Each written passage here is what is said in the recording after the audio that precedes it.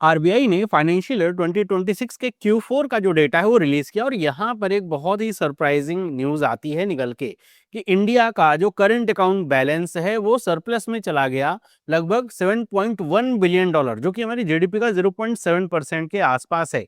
तो हम यहाँ पे समझेंगे कि आखिर ऐसा हुआ क्यों, जबकि हम ये देख रहे हैं कि मैसिव यहाँ पे मर्चेंडाइज ट्रेड डिफिसिट देखने को मिल रहा है, बहुत ही ज्यादा जियो पोलिटिकल टेंशन हैं, उसके बावजूद ये सरप्लस में कैसे आया है डेटा, सारी चीज़ें, ये बैलेंस ऑफ पेमेंट क्या होता है, कैसे काम करता है, सब कुछ डिटेल में हम समझेंगे। तो स्टार्ट करें अगर हम सबसे पहले तो यही समझते हैं कि बैलेंस ऑफ पेमेंट का मतलब यहाँ पे क्या होता है।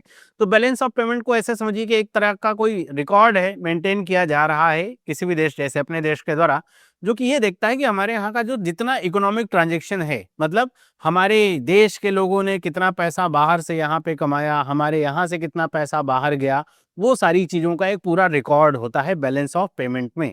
अब यहाँ पे बैलेंस ऑफ पेमेंट में मेनली दो अकाउंट होते हैं। एक होता है करंट अकाउंट, जैसे आप समझ लीजिए कि रोज़मर्रा की जैसे ज़रूरतें हैं कि अगर हम कुछ भी यहाँ पे एक्सपोर्ट कर रहे हैं अपने देश में या फिर कुछ भी इंपोर्ट कर रहे हैं विदेश से, तो वो सब यहाँ पे लिखा जाता है। यहाँ पे जो प्राइमरी इनकम होती है, इन्वेस्टमेंट रिटर्न्स वगैरह होते हैं, सेकेंडरी इनकम होती है जैसे रेमिटेंस वगैरह हो गया, या फिर अपने देश से बाहर कुछ ट्रांसफर हो रहा है पैसा, वो हो गया, तो वो सब आपका करंट अकाउंट में आएगा। और दूसरा अकाउंट होता है कैपिटल अकाउंट, जो कि क्या रिकॉर्ड करता है कि इन्वेस्टमेंट, लोन्स, बोरोइंग या फिर जो अदर फाइनेंशियल यहाँ पे एसेट्स या लाइबिलिटीज हैं between our resident and rest of the world, जो भी यहाँ पे ट्रांजेक्शन ऐसा हो रहा है वो सब आपका कैपिटल अकाउंट में आता है।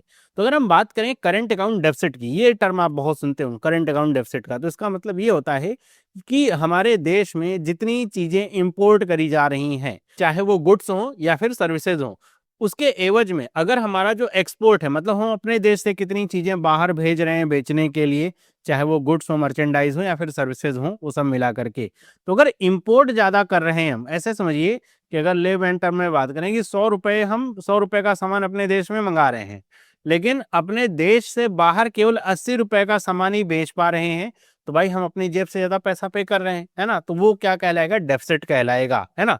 वहीं पे करंट अकाउंट सरप्लस की बात करें, जो कि अभी हुआ है, इसमें यह है कि हमारा जो एक्सपोर्ट है, मतलब हम कितना जो यहाँ पे सामान बाहर भेज रहे हैं, चाहे गुड्स हों, सर्विसेज हों, या फिर ऐसे समझिए कि हमारे देश में जो बाहर का पैसा आ रहा है, ऊपर से इंपोर्ट हम कितना कर रहे हैं। तो अगर हमारा एक्सपोर्ट ज़्यादा और इंपोर्ट कम है, तो ऐसे में हम सरप्लस में है। मतलब ऐसे समझिए कि अगर हम 100 रुपए की चीज़ इंपोर्ट कर रहे हैं, इंपोर्ट करने का मतलब क्या होगा कि हम सामान या सर्विसेज अपने यहाँ मंगा रहे हैं और उसके एवज में रुपया या फिर रुपया के इक्विवेलेंट में डॉलर जो है उन देशों को दे रहे हैं। लेकिन अगर हम एक्सपोर्ट कर रहे हैं 150 रुपए का, है ना, कि ये हम एक्सपोर्ट कर रहे हैं 150 रुपए का, मतलब इतने रुपए का सामान हमने एक्सपोर्ट किया, इतने रुपए का डॉलर हमें प्राप्त हुआ है या फिर जो भी विदेशी करेंसी प्राप्त हुई है, तो ऐसे में हम सरप्लस में, हमें प्रॉफिट हुआ है, तो वही कहलाता है करंट अकाउंट सरप्लस, है ना। तो ऐसे इसको समझा जाता है। अभी जो है वो करंट अकाउंट सरप्लस की स्थिति है।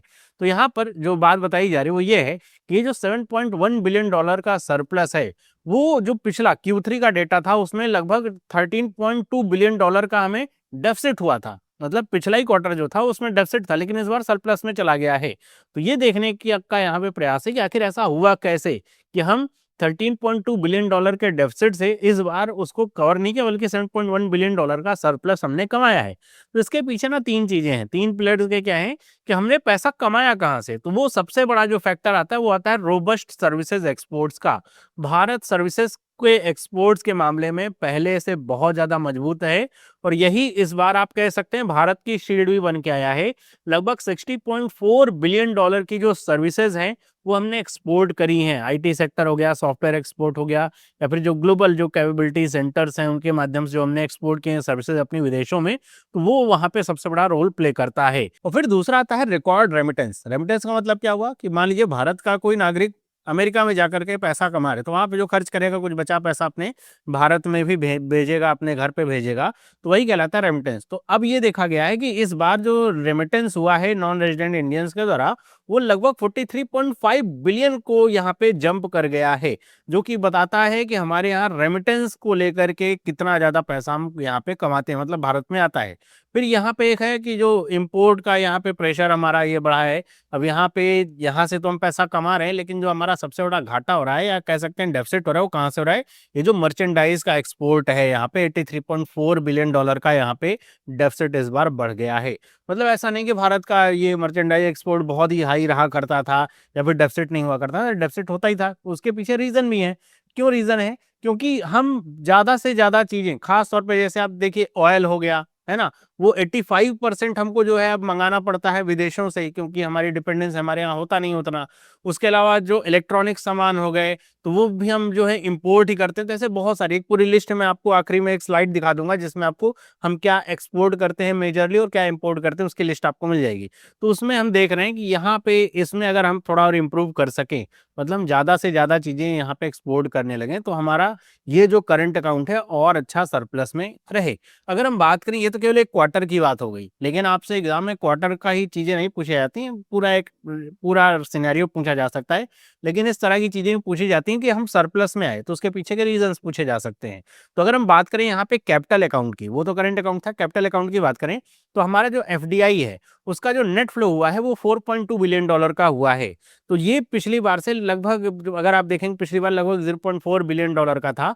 जो एफडीआई होता है ना, वो एक लॉन्ग टर्म का इन्वेस्टमेंट होता है। मतलब ये एफडीआई ऐसा नहीं कि कोई आकर के विदेशी कुछ शेयर खरीदा फिर बेच दिया, ये नहीं। मतलब कोई आ रही है कंपनी यहाँ पे इन्वेस्टमेंट कर रही है, हिस्सेदारी खरीद रही है लंबे समय तक बने रहने के लिए, तो एक लॉन्ग टर्म ये इन्वेस्टमेंट होता है, तो ये बढ़ा हुआ है। फिर अगर हम बात करें एफपीआई की, वो आपका ऐसे समझिए जो इस समय चल रहा है कि आउटफ्लो बहुत ही ज़्यादा बढ़ चुका है एफपीआई का। मतलब लोग जो विदेशी हैं वो इंडिया से अपनी जो शेयर वगैरह हैं वो बेच करके यहाँ से भाग रहे हैं और बाकी और कहीं पे पैसा लगा रहे हैं, जहाँ पे उनको ज़्यादा यहाँ पे प्रॉफिट मिल सके या फिर ज़्यादा स्टेबिलिटी उनको दिख रही है। क्योंकि अभी देखा जा रहा है कि जो जियो पोलिटिकल टेंशन्स हैं उसकी वजह से इंडिया और बाकी सारे देशों में खलबली मची हुई है। तो वो सारे यहाँ पे देखते हुए चीज़ों को एफपीआई का यहाँ पे भगदड़ पूरी ऐसे कह सकते हैं वो मची हुई है, तो ये यहाँ पे दिखा रहा है। तो ये कह सकते हैं एफपीआई को अगर छोड़ देंगे, क्योंकि एफपीआई का ऐसा नहीं है कि एक बार ये चले गए तो आएंगे नहीं। जैसे उनको अपॉर्चुनिटी मिले, इंडिया में अच्छी चीज़ें होने लगेंगे, फिर से वापस आ जाएंगे। एफडीआई क्या होता है, लॉन्ग टर्म का इन्वेस्टमेंट होता है, तो वो यहाँ पे काफ़ी अच्छा यहाँ पे इन्फ्लो देखने को मिला है। अगर हम बात करें यहाँ पे फुल ईयर के पिक्चर की, पूरे फाइनेंशियल ईयर 2026 की क्या पिक्चर है, तो इसमें जो एनुअल जो है यहाँ पे आता है करंट अकाउंट डेफिसिट आता है, वो ये आता है $25.2 बिलियन का। मतलब आप ये समझिए कि ये Q4 में तो हमने सरप्लस कमाया है, लेकिन अगर हम पूरे क्वार्टर चारों क्वार्टर को जोड़ दें तो हमारा डेफिसिट ही रहा है $25.2 बिलियन का। तो ये कितना डेफिसिट है, हमारे जीडीपी का 0.6% के आसपास ये पड़ता है। तो ऐसे समझिए कि हमारा जो डेफिसिट है वो बढ़ा है, लेकिन जो Q4 के रिजल्ट हैं उसने इसको थोड़ा सा राहत जरूर दी है। वहीं पे अगर हम बात करें स्टेबिलिटी की, तो ये 0.6% ऑफ द जीडीपी का जो हमारा ये सीएडी निकल के आया है, ये पिछले साल की तरह ही है। मतलब मैनेजेबल कंडीशन में स्टेबल है। ऐसा नहीं है कि पिछले साल कम था, इस बार बहुत ज़्यादा हमारा ये करंट अकाउंट डेफिसिट बढ़ गया, ऐसी कंडीशन नहीं है। वहीं पे अगर हम बात करें फॉरेक्स रिजर्व की, तो इस बार वो कम हुआ है अगर हम बात करें, और ये कितना कम हुआ, $23.6 बिलियन के आसपास। ये बैलेंस ऑफ पेमेंट बेसिस पे अगर देखा जाए तो ये कम हुआ है। देखिए, जो फॉरेक्स रिजर्व होता है ना, वो दो तरीके से हमारा काउंट किया जाता है। एक तो हो जाता है कि वैल्यूएशन के आधार पे। वैल्यूएशन का मतलब ये हुआ कि मान लीजिए आरबीआई ने $1 अगर अपनी तिजोरी में रख रखा है, और जब आरबीआई ने रखा उस समय इस डॉलर की कीमत कितनी थी, ₹90 थी। और अगर अब डॉलर की कीमत कम होकर के कितनी हो जाए, ₹80 हो जाए, तो आरबीआई की तिजोरी में तो $1 ही है, लेकिन अब फॉरेक्स रिजर्व कम हो गया, ₹80 ही रह गया, पहले जो ₹90 था, ऐसे समझिए। तो वो होता है। या फिर गोल्ड की जो कीमतें, मान लीजिए आरबीआई ने ऐसा गोल्ड रखा हुआ है, मान लीजिए 1 किलो गोल्ड रखा हुआ है, और उस समय उस 1 किलो गोल्ड की कीमत लेट से मैं कह रहा हूँ कि 10 लाख रुपए थी, है ना, ऐसे मान करके चलिए। अगर गोल्ड की कीमत क्या हो जाए, बढ़ जाए, अब गोल्ड की कीमत बढ़ गई और गोल्ड की कीमत कितनी हो गई, 30 लाख रुपए, तो आरबीआई के खाते में या फिर आरबीआई की तिजोरी में गोल्ड की क्वांटिटी नहीं बढ़ी, बल्कि वैल्यूएशन बढ़ने की वजह से उसमें चेंज आ रहा है। तो एक तरीका तो वैल्यूएशन का जो फॉरेक्स रिजर्व का होता है ये होता है। दूसरा होता है बैलेंस ऑफ पेमेंट का। बैलेंस ऑफ पेमेंट टोटल ये बताता है, क्वांटिटेटिव मेथड होता है कि आपकी तिजोरी में पिछले साल कितने डॉलर थे। जैसे ये देखा जाए कि आपके तिजोरी में पिछले साल अगर $10 थे, इस बार वो डॉलर जो है कम होकर के $8 हो गए। भले ही पर डॉलर की कीमत बढ़ गई है, लेकिन नंबर ऑफ डॉलर आपके कम हो गए, तो वो वहाँ पे दिखाएगा कि अच्छा कमी आ चुकी है। तो वो उस तरीके से देखा जाए तो $23.6 बिलियन का यहाँ पे कमी हुई है फॉरेक्स रिजर्व में। ऐसा क्यों हुआ है? क्योंकि आरबीआई के द्वारा देखा गया है कि रुपये को स्टेबल करने के लिए काफी ज्यादा यहाँ पे डॉलर बेचे भी गए मार्केट में। इसके अलावा ऑयल की जो क्राइसिस आई उसको मैनेज करने के लिए भी बहुत सारे डॉलर यहाँ पे निकाले गए। फिर यहाँ पे एफपीआई का आउटफ्लो भी जो देखने को मिला, तो उसकी वजह से भी जो डॉलर है बहुत सारा यहाँ पे गया। तो वो सब वजह का यहाँ पे समझ में आता है कि इसकी वजह से यहाँ पे जो फॉरेन एक्सचेंज रिजर्व है वो यहाँ पे कम हुआ है। आगे अगर हम बात करें कि यहाँ पे जो मैं आपसे कह रहा था कि अगर हम इंडिया के मेजर एक्सपोर्ट और इंपोर्ट की बात करें, तो एक्सपोर्ट आइटम में आप देखेंगे जैसे हम पेट्रोलियम प्रोडक्ट को एक्सपोर्ट करते हैं, मतलब हम क्रूड ऑयल खरीदते हैं, फिर उसको रिफाइन करते हैं, रिफाइन करके पेट्रोल डीजल वगैरह होता है उसको हम बेचते हैं। या फिर इंजीनियरिंग गुड्स हो गया, मशीनरी हो गई, इसको भी हम बेचते हैं। फार्मास्यूटिकल्स हो गया, इसको भी हम बेचते हैं। जेम्स या ज्वेलरी आइटम्स हो गए, इनको भी बेचते हैं। Organic, inorganic chemical, agriculture product और टेक्सटाइल और अपीयरेंस। अब इसमें क्या हुआ कि अभी जब यहाँ पे देखा गया कि जो ये पूरा फाइनेंशियल 26 रहा वो काफ़ी ज़्यादा उतार चढ़ाव रहा। पहले अमेरिका की टैरिफ वगैरह आई, टैरिफ वगैरह आने से क्या हुआ कि यहाँ पे जो जेम्स और जो ज्वेलरीज की यहाँ पे जो डिमांड थी वैसे वगैरह में काफ़ी कम हो गई, क्योंकि टैरिफ इसमें ज़्यादा लग गया। इसके अलावा जो टेक्सटाइल और अपैरल्स वाला जो सेक्शन है वहाँ पर भी काफ़ी कमी देखने को मिली। फिर यहाँ पे आप ये भी देखेंगे कि यहाँ पे जब टैरिफ आई थी तो इसमें से ज़्यादातर प्रोडक्ट जो है उनमें काफ़ी हाई टैरिफ होने की वजह से, फार्मास्यूटिकल्स वगैरह थोड़े समय के लिए छोड़ दें, तो उनका जो कह सकते हैं एक्सपोर्ट है ना काफ़ी कम हो गया, और उसकी वजह से हमको ये देखने को मिला। वहीं पे अगर हम इंपोर्ट की बात करें तो क्रूड ऑयल हम बहुत इंपोर्ट करते हैं। गोल्ड और प्रीशियस मेटल्स भी हम इंपोर्ट करते हैं, हमारे यहाँ डिमांड इतनी ज़्यादा है। इलेक्ट्रॉनिक गुड्स हो गया, इंटीग्रेटेड सर्किट्स हो गए, कोल और कोक भी हम इंपोर्ट करते हैं। एडिबल ऑयल जैसे पाम ऑयल वगैरह हो गया, काफ़ी इंपोर्ट करते हैं। एयरक्राफ्ट, स्पेस क्राफ्ट या फिर मशीन या कैपिटल गुड्स भी हम इंपोर्ट करते हैं। तो आप ऐसे देखिएगा हम पेट्रोलियम प्रोडक्ट तो बेचते हैं लेकिन उसका जो रॉ मटेरियल है वो इंपोर्ट करते हैं।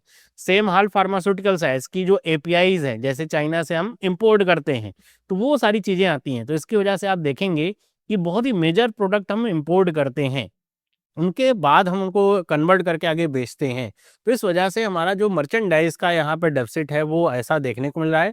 दूसरा, हमारे जो माँग में कमी देखने को मिली टैरिफ वगैरह की वजह से, वो भी आ रही है। अभी तो हॉर्मुज़ स्ट्रेट बंद होने की वजह से काफ़ी ज़्यादा व्यापार प्रभावित हो रहा है। तो ये सारी चीज़ें आती हैं। बाकी आपका क्या विचार है इसको लेकर के आप मुझे कमेंट करके बताइएगा। वीडियो आपको इन्फॉर्मेटिव लगी तो उसको लाइक करें। इस तरह की और वीडियोज़ के लिए चैनल को सब्सक्राइब करें। मिलते हैं अगली वीडियो में। सभी लोगों को बाय।